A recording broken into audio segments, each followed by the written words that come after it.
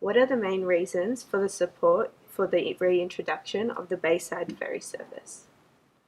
Okay, from our point of view, it's about job transport and the tourism part of it. So that's what prompted me and the council to actually um, respond to what was announced by Mark Speakman at Parliament.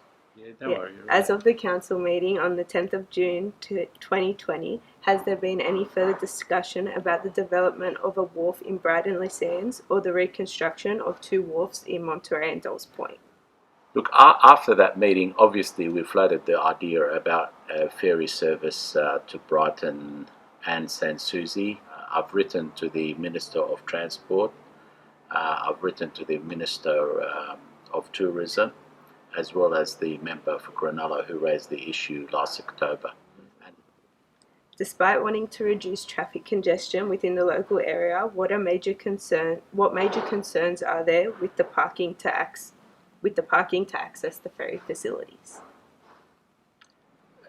I don't think we would have any parking issues introducing that new service. It's actually the opposite. I think it'll take cars off the road.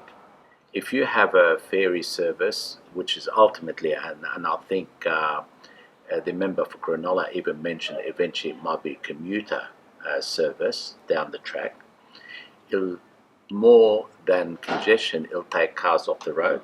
During the meeting, there was also discussion of closing off Bay Street to create a more ambient space like Manly. How will this impact transportation, as Bay Street is a main thoroughfare for many people, local and wider, and will they have to use an alternate route?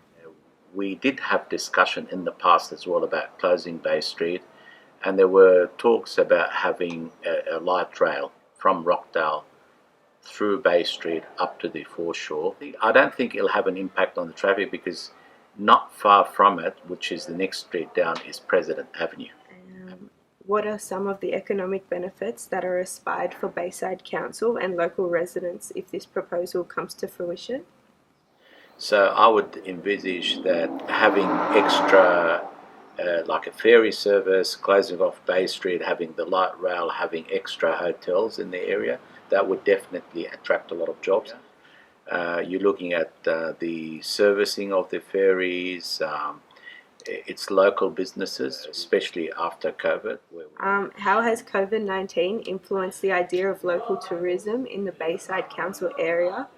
So what's happened while the beaches were closed in other LGAs, our beaches were actually open in terms of boardwalks. So a lot of people got introduced to Brighton and Souci. So that had an influx from other areas as well as the locals.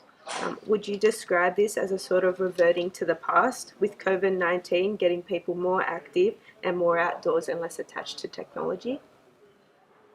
Sure, I'd say more it's to the new future. And the lockdown reminded everyone that there's more to life than being on your iPads and iPhones. So there's more people exercising, more people outdoor. That's a definite.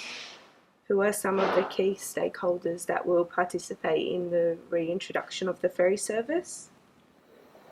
With the funding, it was actually the stakeholder would be state and federal.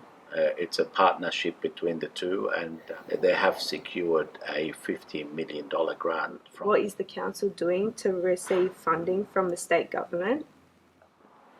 Well, we're lobbying. I think my correspondence to the minister is to lobby get that funding and include the two stops that we're talking about, the Brighton Le Sands and Souci. Although the project is still in its early stages, when do you propose that the ferry service will be fully running? Perhaps by the end of next year, we hope that could be complete, but it's all in the hands of the state government. So we have no control over the timing of it. So it's all to do with the money that's available to us to include the two stops and also the state government and their sort of timeline.